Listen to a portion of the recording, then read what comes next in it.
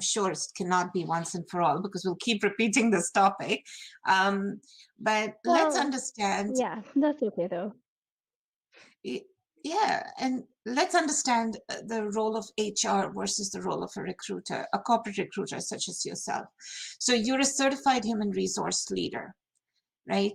You're in terms of your background and your credentials. But within that, within human resources, there are various various sections and sectors, and you have the expertise of being a recruiter, a corporate recruiter, for the past 20 odd years. Let's say you started in diapers, but we're not getting there.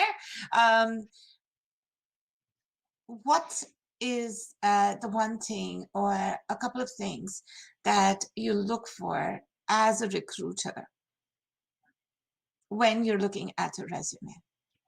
So, so as a corporate recruiter, that means that I work for a specific company and hire Mhm. directly for that company, as opposed to an agency recruiter.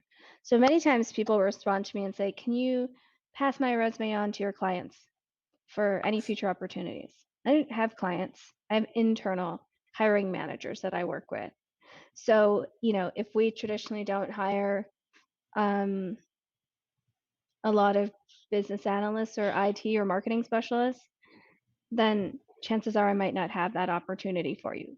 Um, but some of the things I look for, like my hiring manager's needs, right? Like, do you have the skills? Do you have some stability in your employment history?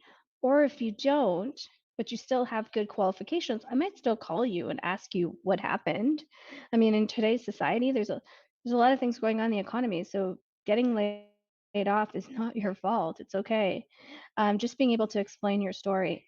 I think that if you're going for a job that is in a KPI metric oriented environment, and you don't have details of your KPIs and accomplishments that you've had in past experiences, then you're making it harder for someone to call you and ask for further information. So looking at what the job is, what do you think that problem is the hiring manager has, and have you clearly outlined your ability to solve that through your previous experience and or education, right? So I'm looking at, you know, do I understand this profile and what kind of job they're looking for? And do I see transferable skills and hopefully some sort of semblance of consistent work history? Those are the main things I'm looking for. And then we could drop down to industry experience, knowing the details of a local market if you want to be in sales, or working with heavy equipment if you're a mechanic. That's specific to my employer and what we look for. But I think what I notice a lot of people are doing is, they don't update their resume.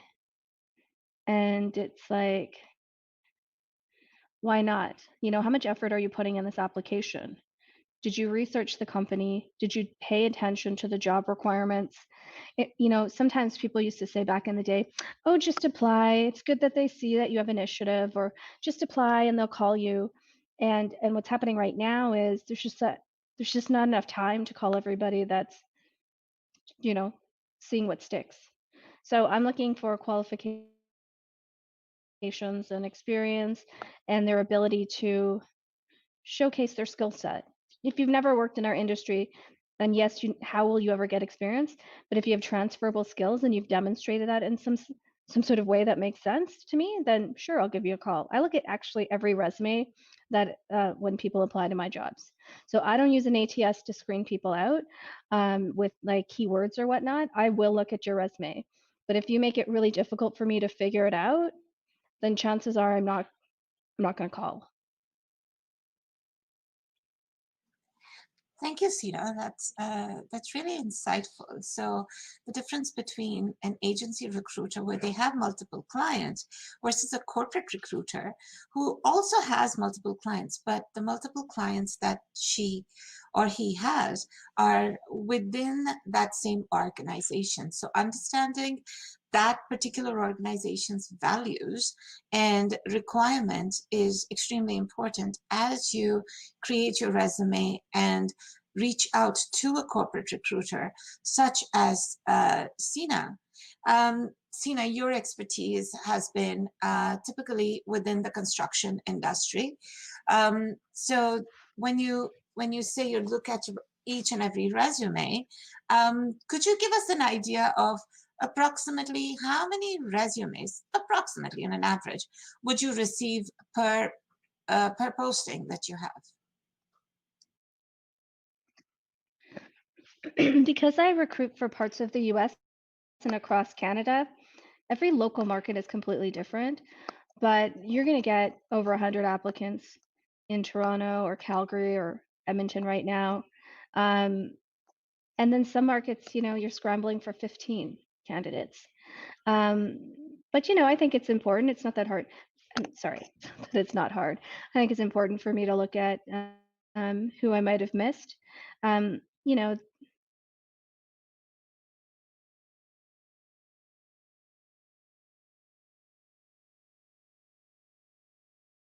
we want the best to join our company, and maybe someone started an application but they didn't finish it. So I'm still going to look at their resume, and if I really am interested, I'll call them and say, hey, can you finish your application? I like what you started here. So it's, you don't lose points if you haven't done everything perfectly. It's a matter of what's going on in that market. Now, I don't just look at resumes all day. I still help my managers. I help candidates figure out how to apply online if they're having issues. I'm doing offer letters. I'm doing phone interviews, potentially scheduling interviews for other people. So, when people are kind of on LinkedIn and they're saying, I was ghosted, or why can't they get back to me, or what's going on? Everyone's just doing their best, and I know it's really hard for candidates. But, I've never met a recruiter that's sitting around watching TV and not really caring about their candidates and just, you know, not doing their jobs properly. So everyone's doing their best with the skills that they have and the timelines that they have and the feedback from hiring managers that they get. Sometimes, we're chasing hiring managers. So you're feeling like, why won't I get back to you? Well, I'm trying to protect my brand here as an organization. And then behind the scenes, I'm chasing managers for feedback. So, and that's because the managers have a lot on their plate. Because remember, they have this problem, which is why they're hiring. So they need to hire someone to fix that problem for them. So they're scrambling to make ends meet with the headcount that they have. And if they only had one thing on their plate, which was hiring, then sure, they'd get back to me as quickly as I want them to. But realistically, they're juggling many things at once as well. Very true. We all have 10 different things that we do on a daily basis. Sina, you're also a mentor with Destination CEO, and you have been mentoring for quite some time within various organizations and within various sectors. And you're one of those people that really go out of your way to help people. So we really, really appreciate you here at Destination CEO. But I'd love to know, what are some of the crazy stories you've heard as people reach out to you and share or show you resumes? So some crazy stories that you've heard, like you were just talking about the 5-page resumes. So somebody told one of my candidates to include the logos of every company that she worked at and the link to the website. And, when I talked to her about that and coached her on it, because I asked if she was open to it, and she was, is that there is valuable real estate on your resume. And to take that up with something that has nothing to do with you, you're promoting another company that you might not even worked for in 5 years, and their logo and their stuff. I'm like, this is about you as the candidate. So we don't need all of that information on your resume.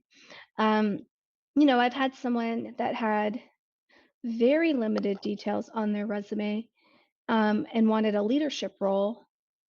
And when I talked to that candidate about it, I'm cognizant of the fact that, listen, if someone's not moving forward in a process, they're going to be upset. So he was not as receptive to my feedback. And so I backed off. I'm just trying to help people. I feel really bad that there's so many people looking for jobs in the market right now. And I want to help everyone I can. I can't hire everyone. Not everyone's right for my particular organization. But, what I found is it's always like little tweaks here and there that make the biggest difference. But if nobody tells you, then how do you know to make a change? And the challenge is, who do you go to? Who do you believe? Whose advice do you follow? Which is what we really wanted to, talk about today. Um, I had somebody say to me on LinkedIn, like, hey, I'm looking for a job, blah, blah, blah. And I said, I gave them some advice. And he was basically like, thanks, but no thanks. I'm doing my own thing here. And, it's really hard to find a job and you don't understand. And I said, well, I have been out of work before. I understand. I'm just trying to help. So if you're not open to feedback, that's a skill set that you're demonstrating that's beyond your job search, right? Your ability to be resilient. How do you deal with rejection? Your ability to be open to feedback and to learn. Um, your ability to find information, like source it, source the best places to find. Like, I didn't make up Google. You can Google a lot of things, and sometimes people are so focused on, let me just click apply so quickly, without thinking about all the steps before that. Because once you hit apply, many ATSs don't allow you to redo your resume. It's in, and that's it. That's the application. That's the profile until you apply for a different role again. So sometimes, rushing through the process can be a bigger issue. That's very interesting. Tina, there are a few questions coming for you. So let's look at this one. Says, I received a call from a few organizations believing that I was matching the required skill set that they're looking for. And during the discussion, they mentioned they want to hire someone with Canadian experience. So how to overcome the situation? And this happens a lot with Yeah. and thank you, Ritu, for bringing up this question. So this happens a lot with many candidates, specifically when they are newcomers.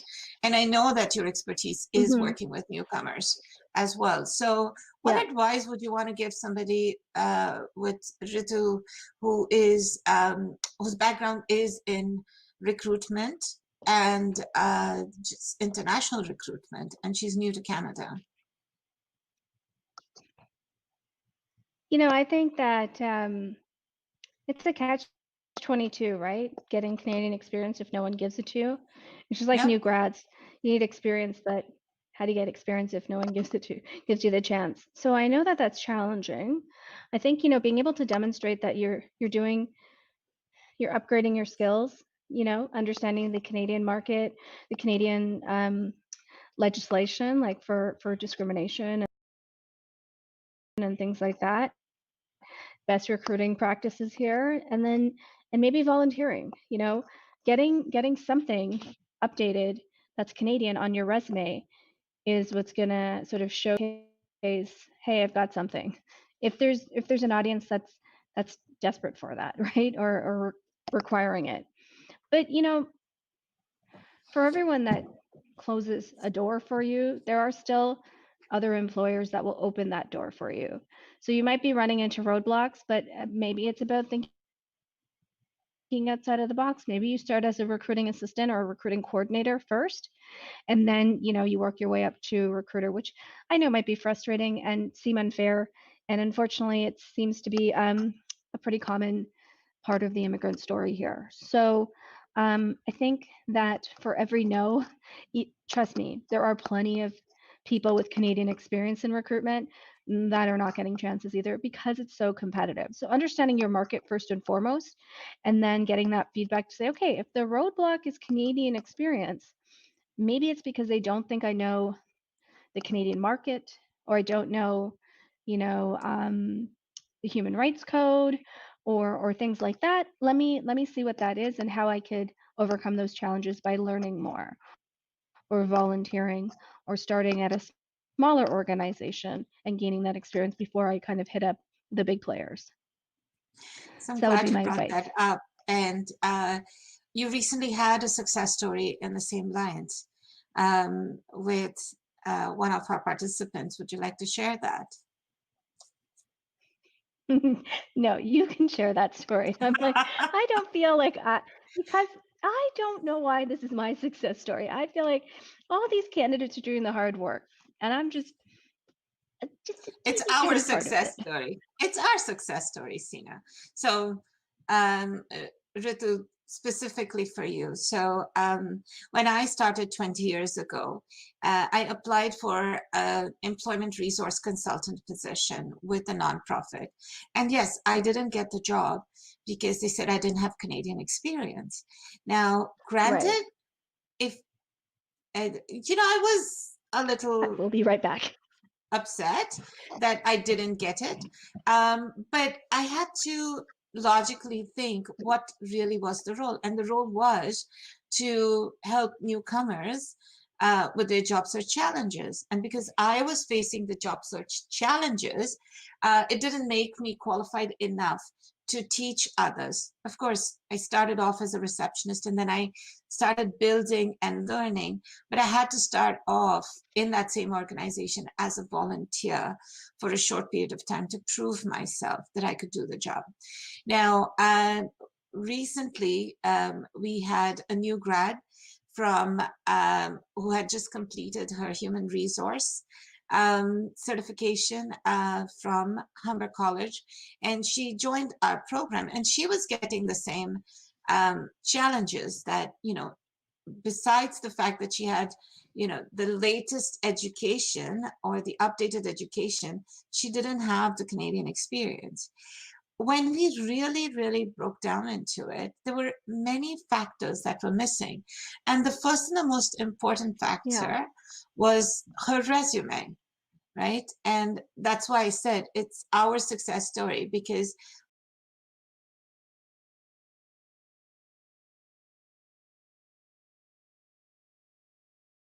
working with Sina, that participant was able to work on her resume, address the specifics of, tweak the resume and address the specifics that were blocking her. And then using that resume, and she started applying for a recruitment coordinator position. And she will be, I'm really happy to say, but next week she'll be joining an employment agency as a recruiter, a junior recruiter in the supply chain industry. So it's been fruitful. So you are going Hmm. to have blocks when it comes to Canadian experience or lack thereof. You know that it is against the law for anybody to tell you that, sorry, you don't qualify because you don't have Canadian experience. However, if they say we need you to have Canadian experience for this particular segment of the role, then it somewhere justifies. But a question you want to ask yourself is, if you're getting discriminated at that level, is this a company you want to be a part of? Are they going to appreciate what you bring to the table, right? Um, But so sometimes, be careful of the narrative because, you know, is it just, hey, I don't have Canadian experience, so that's why I wasn't hired if you don't have a strong resume, right? Sometimes that's just like it's not the right fit. Like there's these blanket statements that you hear as to why you're not getting the job that I know doesn't really help. But sometimes employers are protecting themselves by being as neutral as possible. It's hard to tell someone, hey, you interviewed really badly, or things like that. No one likes to have those awkward conversations. So for our candidate, for our destination CEO success story, she could have said, like, look, I'm not getting anywhere. I have all this experience and it's because I'm on the Canadian experience. And that's my roadblock. But her roadblock was her resume and how she marketed herself. So, I think there are ways to get around it and looking critically as to what is happening, right? Am I not getting calls even though I'm qualified? And then what happens? What am I going to do then? I going to just keep doing the same old thing and expect a different result? Or will I kind of look in the mirror and see what can I change to better market myself so that people can consider my international experience? And also keeping in mind, very, very competitive market for recruiters right now. So it is difficult, I know. But there's other things that you can look at. So Thank we've you so got much. something else here. Yep. So Do you could want to you go ahead? please suggest some icebreaking topics with recruiters, and also at the end, when they ask the candidates to ask questions, what kind of questions can a candidate ask? So, so my first thing I would say is interesting, right? Our topic of qualifying advice. But for this person, have you ever Googled this? It's a very common question that comes about. What should I ask in an interview? So just, coming and watching Meena and I talk about it, you can also do this research. So icebreakers for recruiters, paying attention to where they work and who they are. You should always know your audience. And that's not specific to just recruiters, but when you're networking and meeting new people, be yourself and be genuine, but also be genuine and interested in the person you're reaching out to. So if you're not reading their profile or understanding who they are or anything, then the leading question of, are you guys hiring? Kind of falls flat.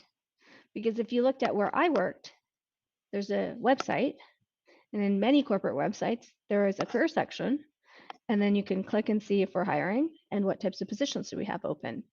And that would show your ability to have intellectual curiosity, your research skills, so to speak, or fact finding skills, and your ability to kind of figure it out before you come to me and say, hey, Sina, I know you work at company ABC, and I see that you don't have openings right now in this particular market that I'm in.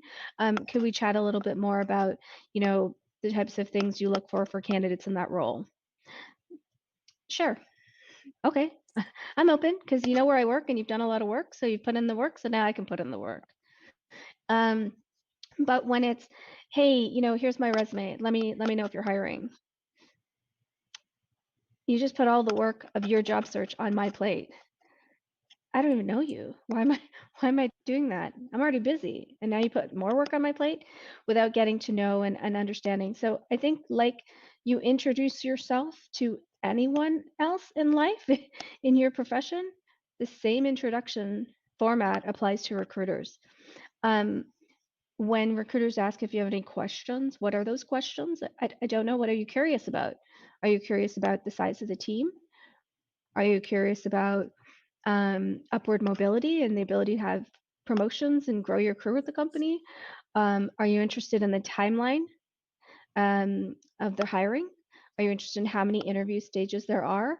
I can't tell you the questions to ask because I don't know what's important to you. So you got to figure out what you want to know. So many people are focused on, I just got to get hired. I don't even care. But organizations care. So figuring out what's important to you when you're looking for a career versus a job is going to come into play of doing a little bit of soul searching to see what's important. I really want to know about the corporate culture. How did you guys handle and maneuver through COVID? What were some of the biggest challenges? Is this a new position? Do you know why the last person left? What are they looking at a potential start date? If you know it, you may not know, but if you know, those are some questions that might be important to me, but I'm not a candidate looking for a job right now. So you kind of have to figure out what's important to you and then being able to ask those questions. But you should first figure out if you can find those answers yourself. I was on the company's website and I noticed this, and this. I'm curious about this. That's going to show way more initiative than just asking questions for the sake of asking without really bothering to figure out if those answers even matter to you. So that would be my advice. Thank you, Sina. I want to talk a little bit about scams and unqualified experts. We've had in Destination CEO many people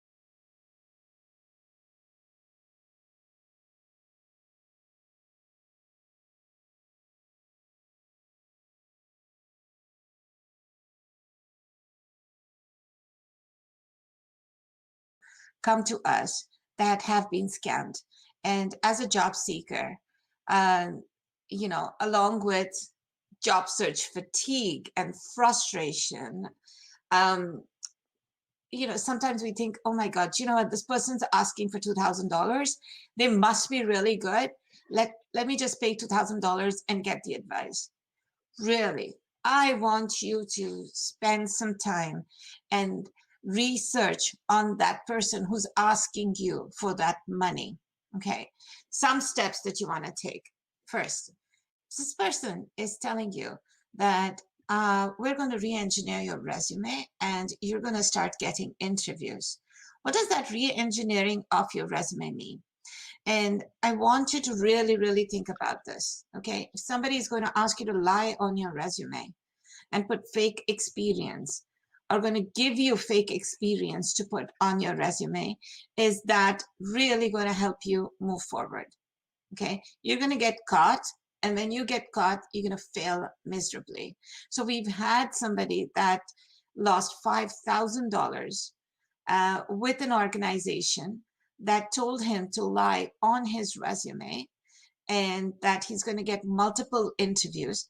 He got a couple of interviews, and he got kind of had an embarrassing uh, situation out of it. And he came to us and we asked him to take out all of that fake experience and again go organically. And guess what? He did find a job in 4 weeks and was able to start within the 6-week time frame. So please understand the scams out there. If somebody is asking you to lie, you should really stop there and question the ethics of that person. Another thing, if you're looking at somebody promoting their program and putting in testimonials, and you cannot find the person, and this is another very, very common thing that participants that come to Destination CEO tell us, that they saw the program, they thought it was awesome, there were great testimonies. I said, okay, and did you authenticate those testimonies?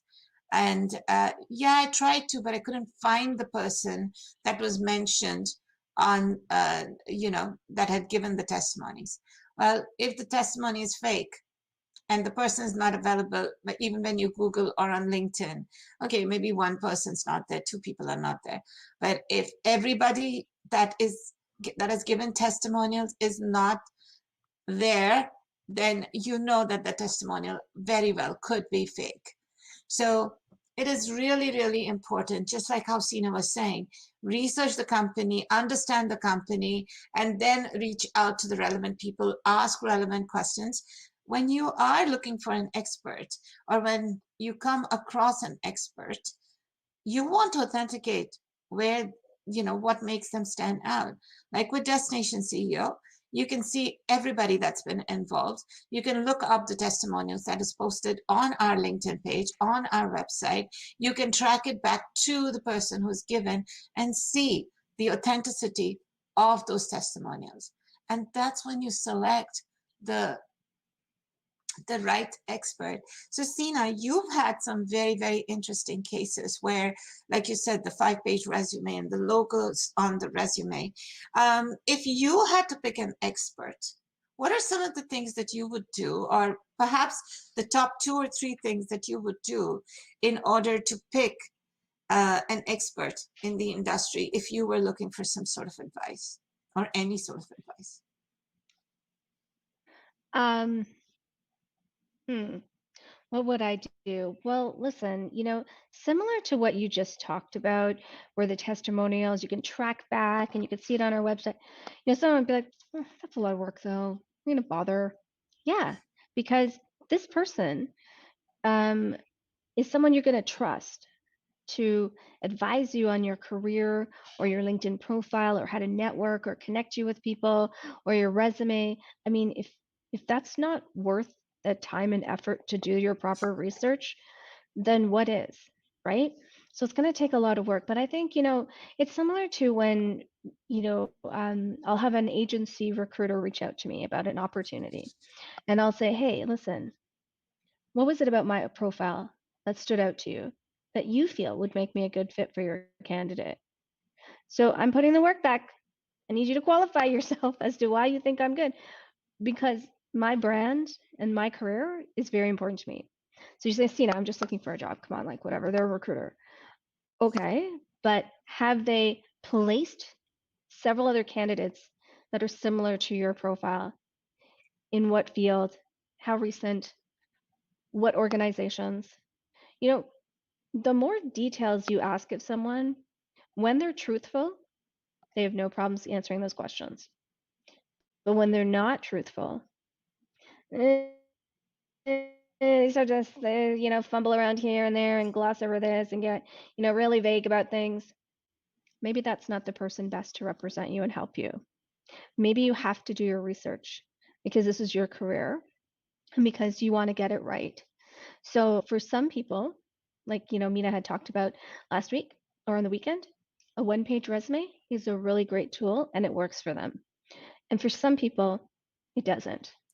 Now, there's no why in life would we ever have a blanket statement that would apply to all of us in the exact same way, right? Excluding the fact that I would say, please don't lie on your resumes. Please have integrity. You cannot put a price on that. And we will find out. People find out when you're being dishonest or fudging the truth or, they'll never know. That's not, is that how you want to go through life? Just kind of lying your way and cheating corners to get what you need. There are ways you can do this without, falsifying things on your resume.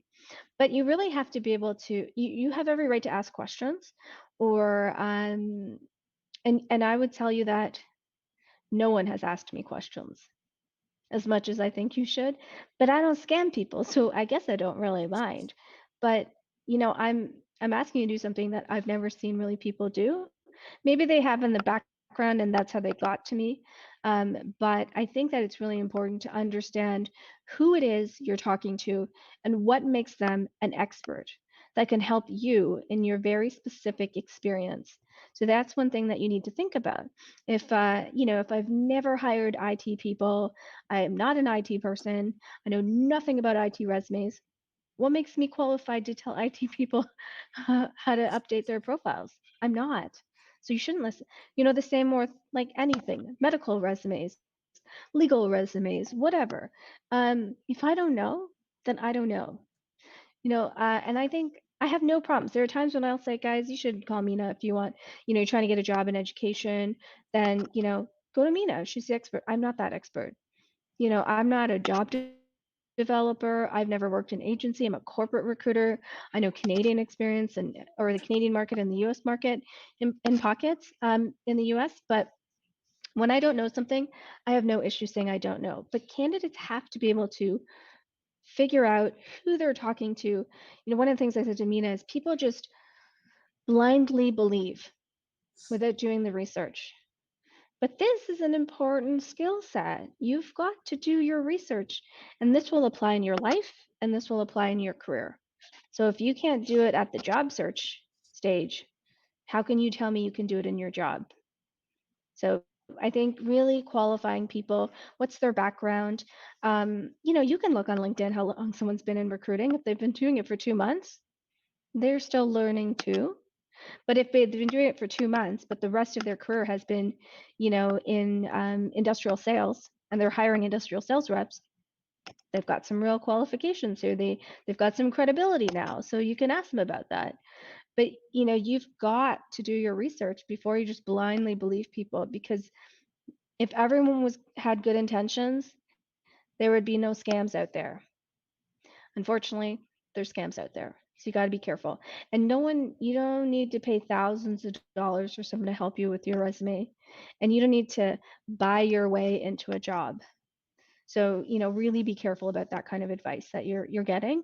And there's nothing wrong with asking those questions. And if anyone was ever offended by that, that would be a red flag to me if they are offended by your questions. Okay, so we've got something else. Thanks for sharing your experience. Okay, excellent. Well, hey, thanks, Avneet. I appreciate that.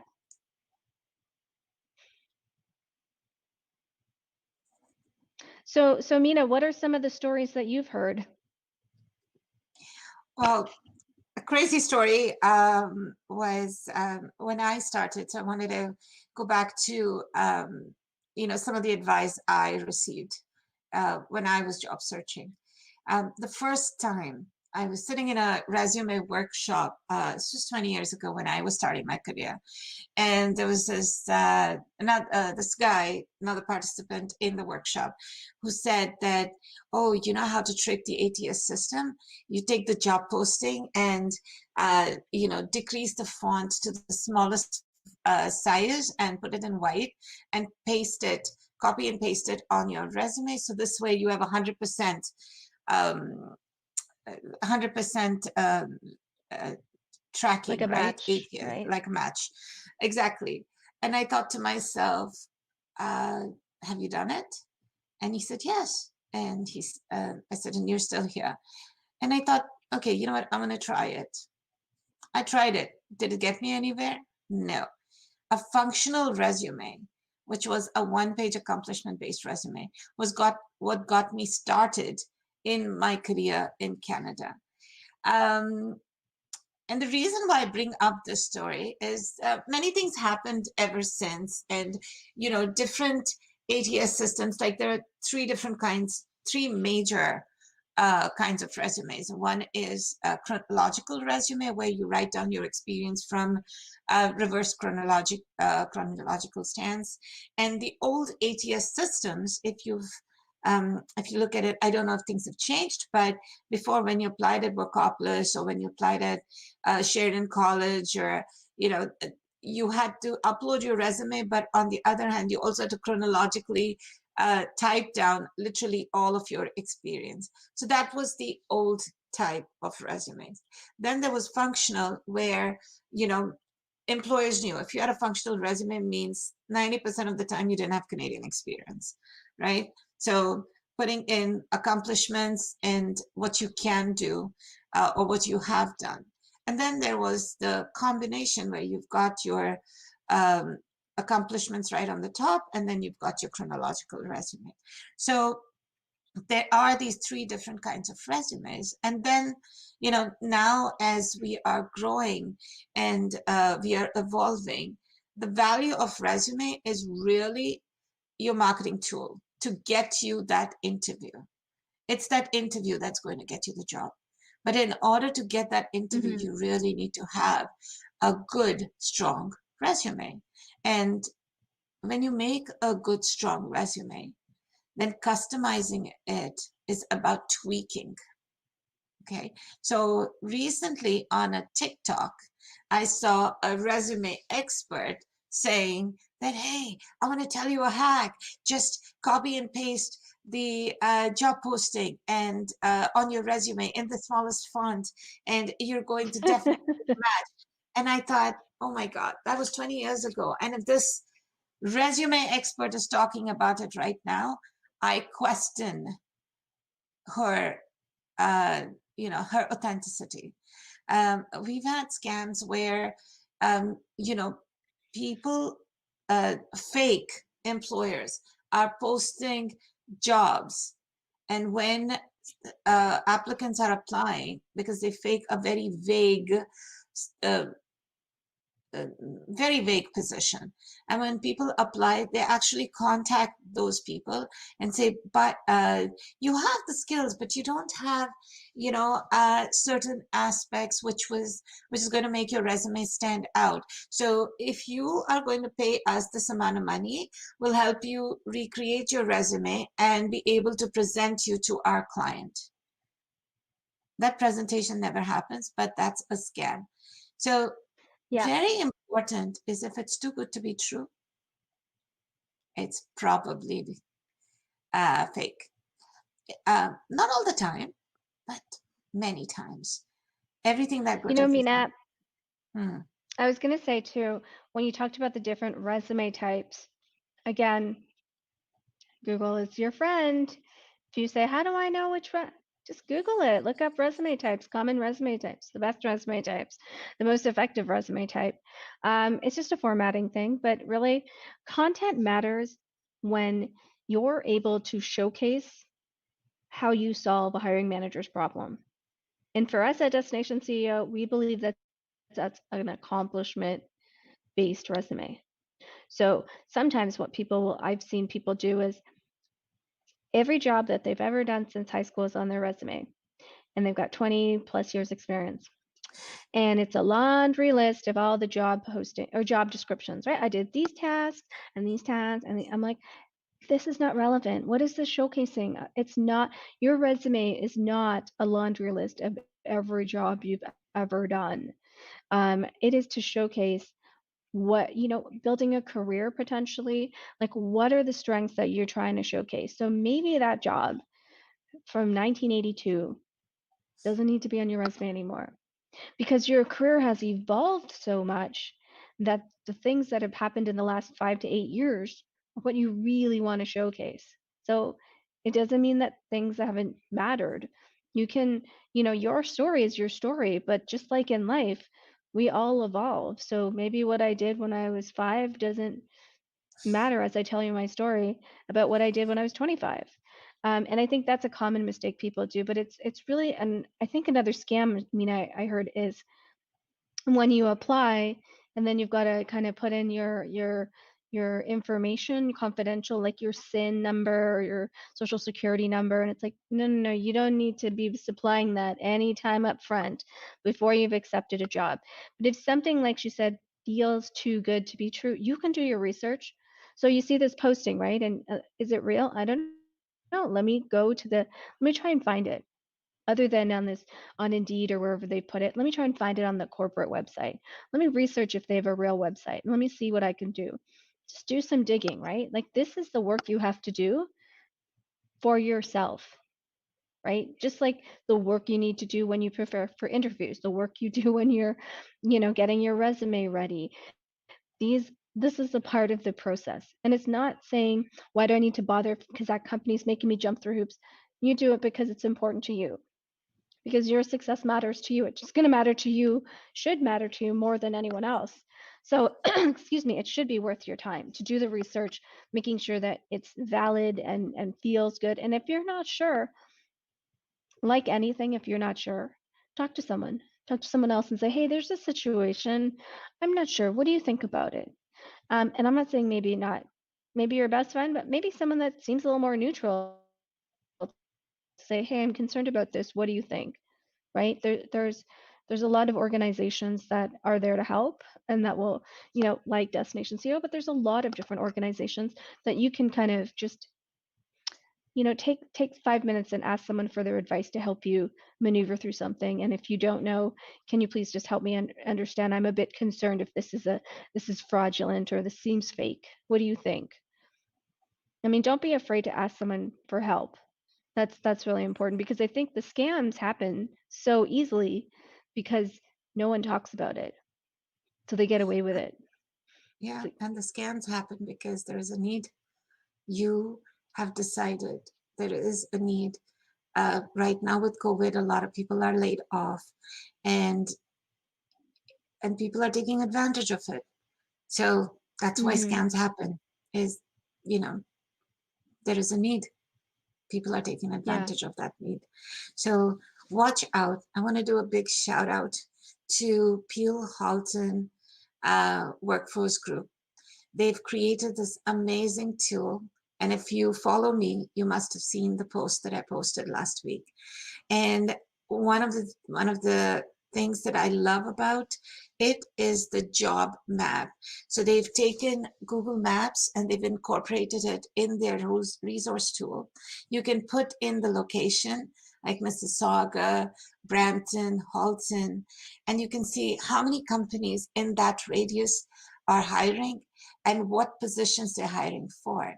And you can apply directly within those companies. So I'm going to put that link in the comments section. I hope that you can check it out.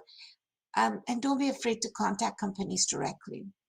You could use Google Mhm. Maps, see the companies that are in your area that you're interested in working for. Reach out to those companies and say, hey, I researched your website. I love the work that you do. This is who I am. And I'd love an opportunity to to apply for a role within your organization, or to learn more about the projects you're involved in, or how I could start my career within your organization. So please take the time to do research. As a wrap up, I'm going to say that ask questions. If you're not sure and your research is not yielding the result that you want to, then reach out to people, ask relevant questions. Don't just mindlessly give your money away to somebody thinking that they're going to give you the answer, because many a times that answer is not there. It's a scam. Okay. And who you're asking is also extremely important. What is their credibility? Have they helped other people in the past?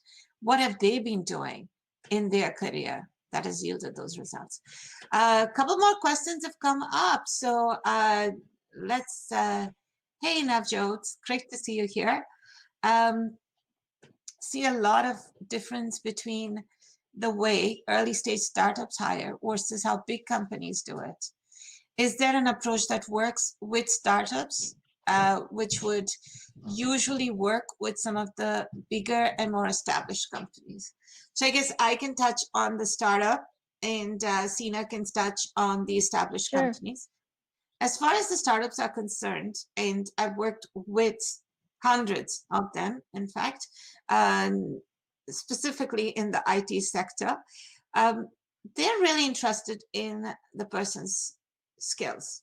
So if you are to approach a startup and say, these are my skills, and this is what I want to do for your organization, they are more than willing to give you an opportunity.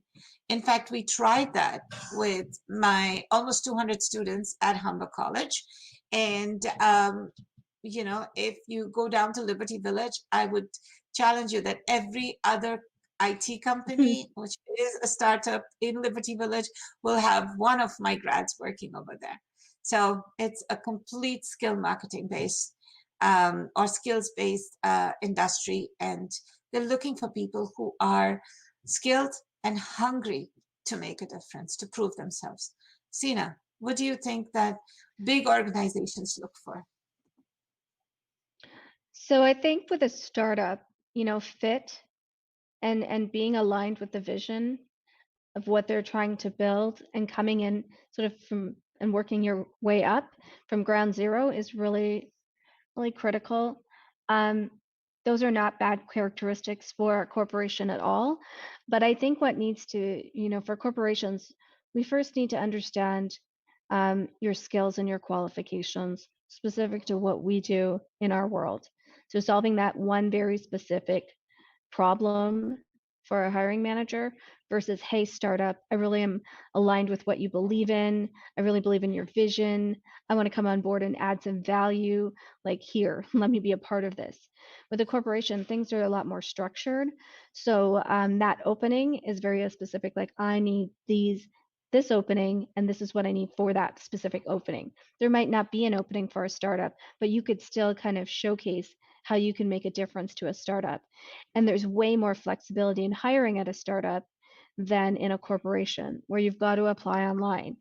You've got to kind of go through, maybe there's an assessment, a part of that hiring process. There's a formalized, you do a phone screen with a recruiter, and then they submit to a hiring manager, and then you do it in person, and then maybe there's 3 or 4 levels. And it might be a little more structured in that sense, but we've already built it. We don't need to reinvent the wheel here. So for corporations, it's showcasing that you can solve that problem based on the posting that you're looking at. Whereas an opportunity at a startup, you can pitch yourself and say, hey, I want to be a part of what you do. There might be way more room to say, yeah, we want you on the team. Whereas budgets, hierarchy, job codes, compensation, all of that things play a part in the hiring process for corporations. Thank you, Ooh, this Sina. one's a tough one. Yeah, interns. That's a tough one because of COVID. I feel for the interns. We had to pull back, some of our internship program at my own organization due to the challenges with COVID. Hard to tell in a crystal ball how the markets will continue to evolve with COVID and how that affects openings. You know, depending on the industry, you got to look at the industry that you want to intern at. So if you want to intern at a logistics company, they've been quite busy during this pandemic, and there might be opportunities for interns in that avenue. And pitching yourself as an intern would be really important versus waiting for internships to be posted. But if you're wanting to intern at a company that did a ton of layoffs because of COVID and they're really struggling, then that might not be the best strategy. So, like in the common theme of what we talk about today, doing your research is really, really important. I think it could be a tough winter for interns. I would agree that that might be hard in the spring, and hopefully things will start to look better for the fall internships that come up.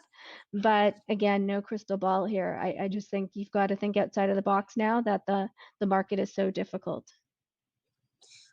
Thanks. And Vishwesh, what I'm going to say is just how we answered Navjot's question. Think outside the box. Let's say you are an IT professional. Don't just look at IT companies. Look at companies that are outside from the IT zone where not many are targeting, like the logistics industry.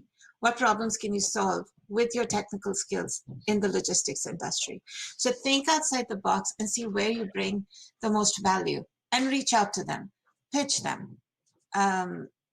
Large organizations like the banks, like, organizations that have already a set up internship culture, they've started their hiring. And usually for winter interns, they would hire a semester before. So they would have already done their hiring last semester. Now they're hiring for the summer interns.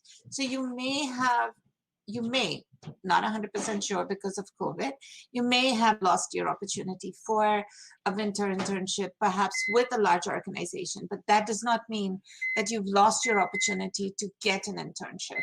So pitch, go out there, like Sina said, research and reach out. That's all you can do. And trust me, don't look at it as internship. Look at it as a job. And I'm sure if you go with it with the right focus and showcase what you can do, your answer is going to be more positive than not. I'm just going to add one quick thing, Meena, just one quick thing for the students out there. You need an internship when it's always going to be about what you need. It's going to be difficult. How do you solve and add value to an organization? You're still green, but you have a lot to offer. You've got progressive, you're willing to change, be adaptable. You've got probably amazing computer skills and marketing and social media. So remember that organizations also really benefit from interns. So it's not that you just need this, but you're, again, always solving a problem for an organization. And even, when you pitch it yourself, it's a problem they might not even know they have. And then you would be the perfect solution for them. So when you're doing your research and when you're pitching, these are the things you have to think about. How do you add value to an organization? So always research, right? Lots of research, lots of, really qualifying who you're talking to and why is this the right thing for you. Thank you, Sina. Usually the show is about half an hour, but it was Sina and Meena, so it had to go double. Thank you all for being here. I hope that we were able to answer many of your questions. And if you still have questions, you know how to get in touch with us. I hope that now, before you go out and spend your hard-earned money, you are going to do some research. And there are a lot of us out here to support you in this journey. So reach out to us, ask your questions, and follow up if you have to. Sometimes we receive a lot of emails and we're unable to respond in a timely fashion. It's okay to follow up. We don't get upset. It's just we're trying to catch up, and sometimes, our daily work takes over our catch up. So thank you. And again, thank you, Sina. And look forward to Thank you, seeing you Meena. again. Have a great one. Take Thanks. care. Wish you all a wonderful start of this beautiful week. Thank you. This is Meena from Destination CEO.